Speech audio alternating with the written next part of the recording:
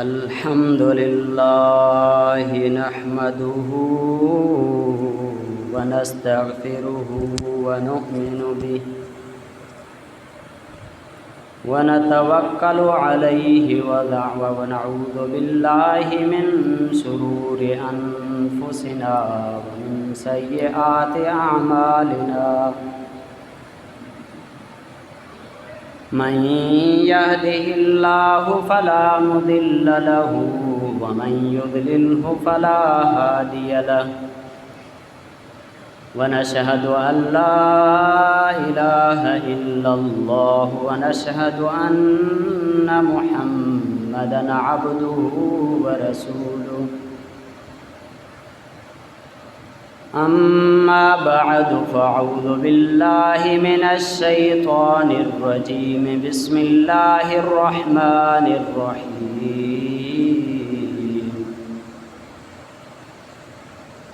वमा अर्सलनाका इल्ला काफ़्फ़तल लिन्नासि बशीरन व नज़ीरा।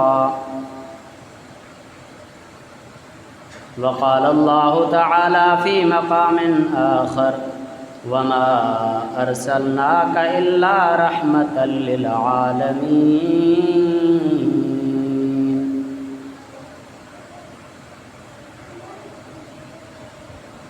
वक़ाल अन्नबिय्यु सल्लल्लाहु अलैहि वसल्लम अना अक्सरुल अंबिया'i तबअन यौमल क़ियामह व अना अव्वलु मन यंशुक़्क़ु अन्हुल क़ब्र।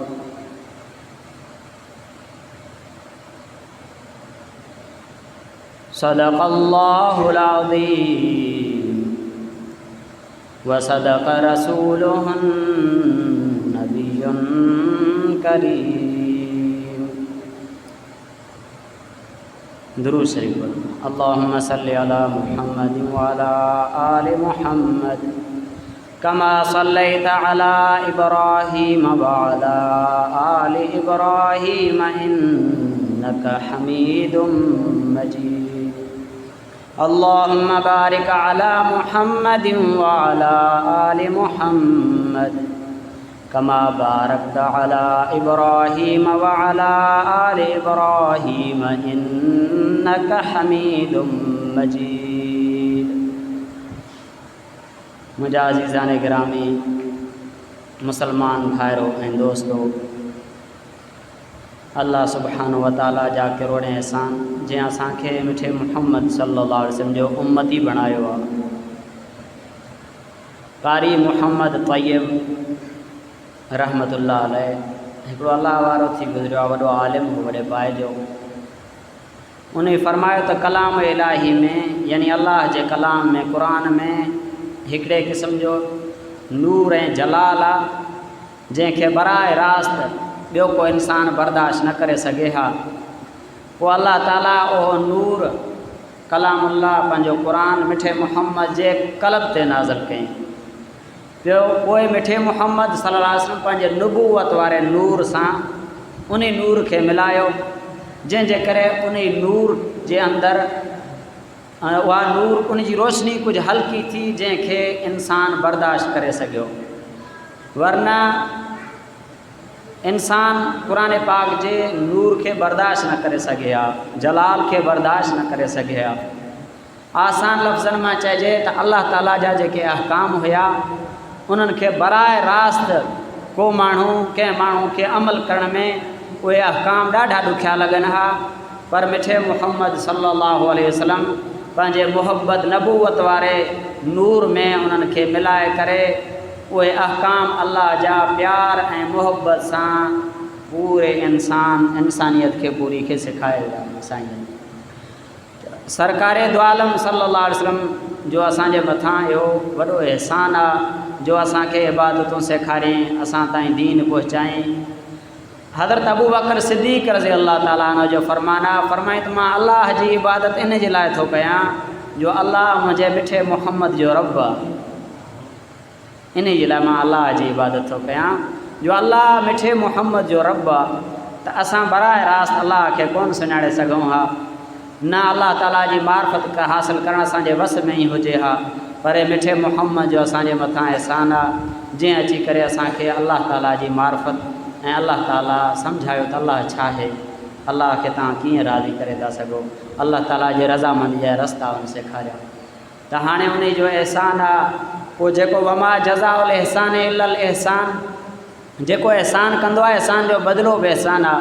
हाणे नबी करीम सल्लल्लाहु अलैहि वसल्लम जे थोरनि जो तक़ाज़ो आहे त असां बि उन मिठे मुहम्मद जी ग़ुलामी कयूं, उन जी ताबेदारी कयूं, उन खां सभिनी खां वधीक मुहबत उन सां कयूं, पंहिंजो सभु कुझु उन जे मथां निछावर करण जे लाइ तयारु थी वञूं, उन जे तज़किरनि खे आम कयूं, उन जे सुन्नतुनि खे आम कयूं, हुन जे दीन जा दाई बणिजी वञूं, हुन जे पैगाम खे खणी पूरे इंसान ताईं पहुचायूं। कहिड़ो मिठो मुहम्मद फरमाए थो वमा अरसलनाक इल्ला काफ़तल लिन्नास बशीरन व नज़ीरा। को नबी शाम जे लाइ नबी बणिजी आयो, को मिस्र ॾे नबी बणिजी आयो, को मदियन ॾे नबी बणिजी आयो, को ईरान ॾे, को कंहिं इलाइक़े ॾे, को हिंदुस्तान ॾे, पर को बि नबी दुनिया जे तख़्ते ते अहिड़ो न आयो जंहिंजे लाइ अल्लाह ताला फरमायो जे वमा अरसलनाक इल्ला काफ़ वमा अरसलनाहु इल्ला काफ़तल लिन्नास। त असां उन नबी खे तमामु जहाननि जे लाइ बशीर ऐं नज़ीर करे मोकिलियो, पर न जॾहिं अल्लाह पंहिंजे महबूब खे मोकिलियो, अल्लाह फरमायो वमा अरसलनाक इल्ला काफ़तल लिन्नास बशीरन व नज़ीरा।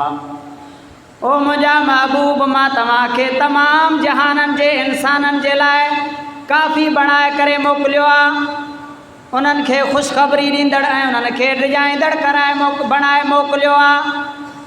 अहिड़ो नबी अल्लाह ताला असांखे अता फ़रमायो आहे जेको तमामु काइनात जे इंसाननि जे लाइ नबी बणिजी करे आयो। ॿिए हंधि फरमाए थो वमा अरसलनाक इल्ला रहमतल लिल आलमीन, ऐं असां अव्हांखे तमामु जहाननि जे लाइ रहमत बणाए करे मोकिलियो आहे। त असांजो नबी रहमतुल आलमीन हुयो, अल्लाह रब्बुल आलमीन ऐं असांजो नबी रहमतुल आलमीन, ऐं क़ुरान हुदल लिल आलमीन। फरमाए त परावनि जे लाइ बि रहमत, पंहिंजनि जे लाइ बि रहमत, दोस्तनि जे लाइ बि रहमत, दुश्मननि जे लाइ बि रहमत, जिन पत्थर हयां तिन जे लाइ बि रहमत, जिन ओझरियूं मथां उछलायूं तिन जे लाइ बि रहमत, जिन कंडा रस्तनि ते विछाया तिन जे लाइ बि रहमत, जिन मके मां हिजरत कराए लॾण ते मजबूर कयो उन्हनि जे लाइ बि रहमत, जिन मिठे मुहम्मद जे न्याणियुनि खे छॾियो तिन जे लाइ बि रहमत, मुसलमाननि जे लाइ रहमत, पर गैरनि जे लाइ बि रहमत। जो हिकिड़े यहूदी जो जनाज़ो वञे पियो त आका गम पियो करे त मुंहिंजो आहे, मुंहिंजो उम्मती नाकाम थी दुनिया में पियो थो, दुनिया मां पियो थो वञे, मफ़हूम अर्ज़ा। त मुंहिंजा अज़ीज़ दोस्तो, अल्लाह ताला असांजे नबी खे सभिनी जे लाइ रहमतुल आलमीन बणाए करे मोकिलियो आहे।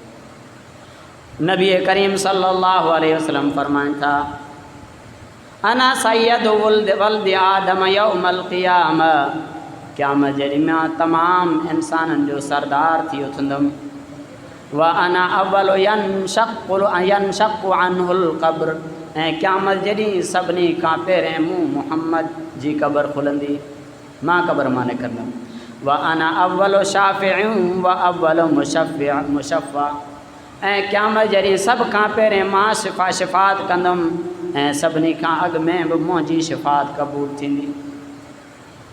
सभिनी खां पहिरें आलिम, हाफ़िज़, मुफ़्ती, क़ारी, शहीद, सख़ी, नबी, औलिया, वली, गौस, कुतुब सभु शिफ़ात कंदा। अल्लाह ताला हिन उम्मत खे इहा हिकिड़ो तोहफ़ो अता फ़रमायो आहे शिफ़ात जो, पर सभिनी नबियनि खां, वलियनि खां, गौसनि, कुतुबनि खां सभिनी खां अॻु में मिठे मुहम्मद सल्लल्लाहु अलैहि वसल्लम खे इजाज़त मिलंदी त तव्हां वञी जिन जी तव्हां शिफ़ात कयो मां अल्लाह उन्हनि खे बख़्शे जन्नत अता कयां।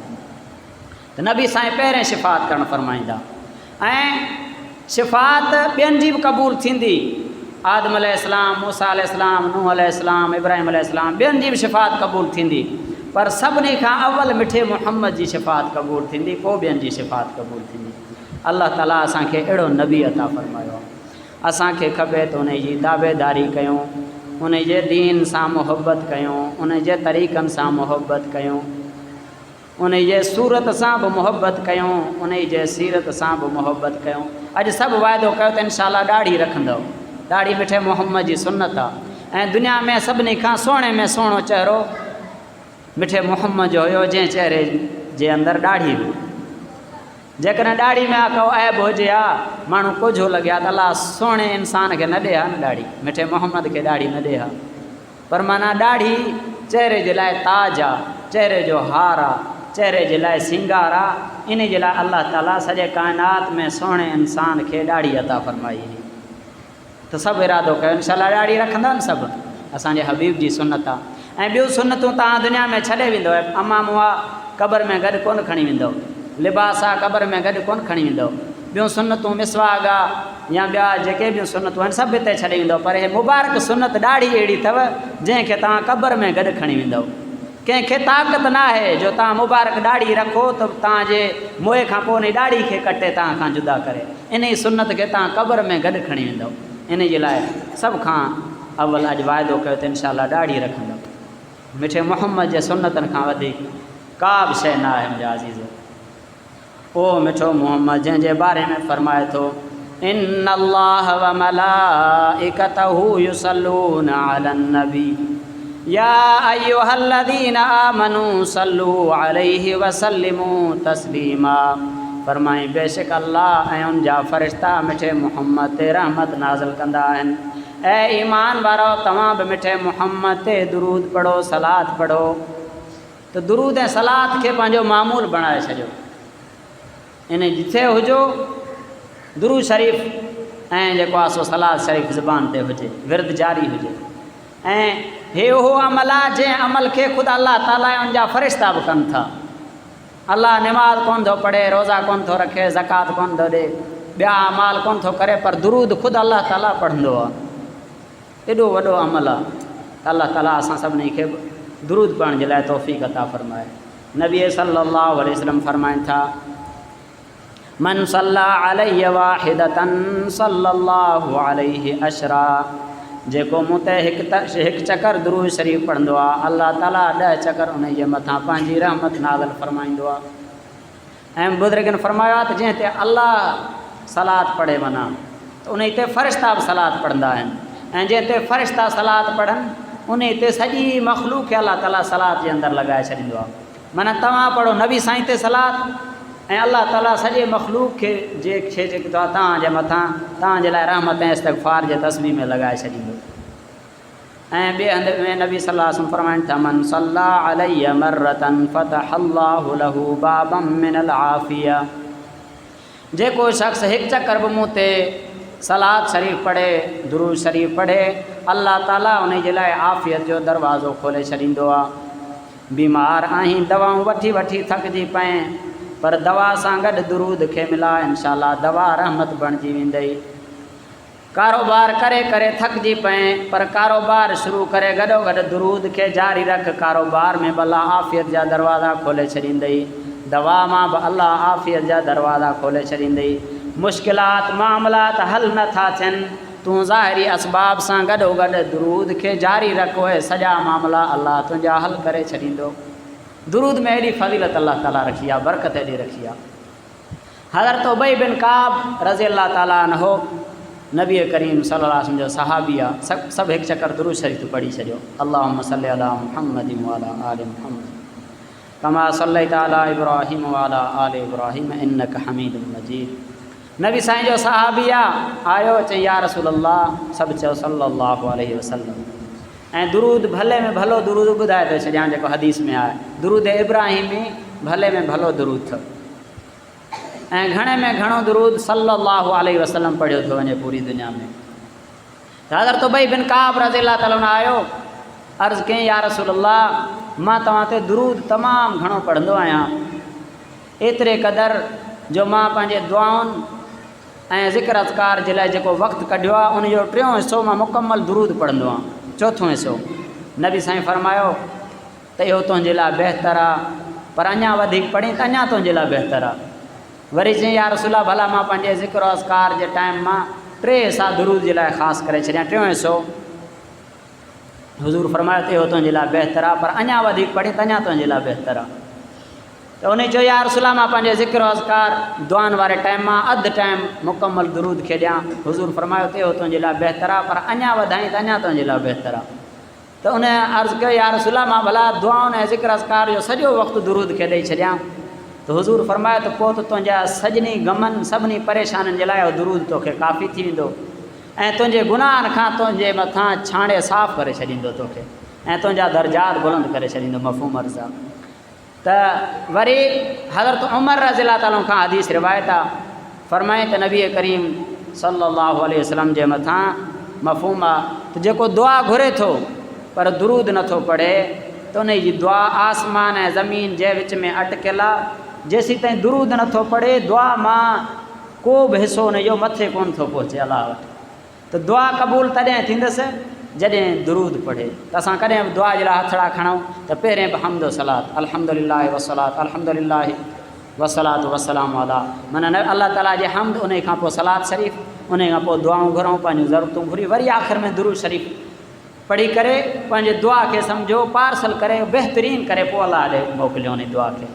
ऐं हज़रत अबू बकर सिद्दीक़ रज़ियल्लाहु ताला अन्हु नबी करीम सल्लल्लाहु अलैहि वसल्लम जो प्यारो सहाबी साईं जन मजलिस में वेंदा हुआ त हज़रत अबू बकर सिद्दीक़ खे पाण सां गॾु विहारींदा हुआ। केॾी फज़ीलत आहे जो मजलिस में हज़रत अबू बकर खे नबी सल्लल्लाहु अलैहि वसल्लम जन गॾु विहारींदा हुआ। त हिकिड़े चकर नबी करीम सल्लल्लाहु अलैहि वसल्लम जन हज़रत अबू बकर सां गॾु वेठल हुजनि त हिकिड़ो ॿियो शख़्स आयो त हुज़ूर सल्लल्लाहु अलैहि वसल्लम जन उन खे वठी करे पंहिंजे ऐं अबू बकर जे विच में विहारे छॾियो। सहाबा खे तमामु घणो ताजुब थियो, छो जो हज़रत अबू बकर त उम्मत में आला दर्जनि जो मालिक हो, जंहिंजे करे उन खे नबी साईं गॾु विहारींदा। पर जेको ॿियो शख़्स आयो उन खे वरी विच में विहारे छॾियऊं, माना अबू बकर खां पंहिंजे वेझो करे छॾियऊं उन वक़्तु। त सहाबा ताजुब में पइजी विया त हिन जो को अहिड़ो अमल आहे जंहिंजे करे हिन खे थरकारे दो आलम सल्लल्लाहु अलैहि वसल्लम जन पाण सां गॾु विहारे छॾियो आहे सफ़ा अबू बकर ऐं पंहिंजे विच में।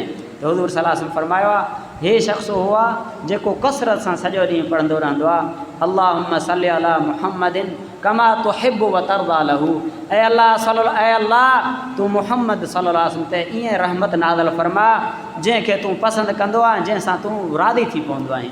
चयो इन्हनि लफ़्ज़नि सां मुंहिंजे मथां कसरत सां दुरूद पढ़ंदो आहे, इन जे लाइ हिन खे मां पाण सां गॾु विहारियो आहे। त माना दुरूद पढ़ण वारो सुहिणे नबी जो महबूब आहे। दुरूद पढ़ण वारो नबी करीम सल्लल्लाहु अलैहि वसल्लम जो महबूब आहे। त असां जिथे बि हुजूं पंहिंजे मामूलात सां गॾोगॾु ज़िक्र अस्कार सां गॾोगॾु अलाह जे प्यारे हबीब सल्लल्लाहु अलैहि वसल्लम ते कसरत सां दुरूद पढ़ूं। दुरूद असांजे तमामु मौलाना ज़करिया रहमतुल्लाह अलैह फ़ज़ाइल दुरूद ते बरक़ात वग़ैरह तमामु जेके उन में लिखियईं, उन में ॾिसो त बेशुमार अहादीस आहिनि जिन में ताक़ीद आहे दुरूद पढ़ण जे लाइ।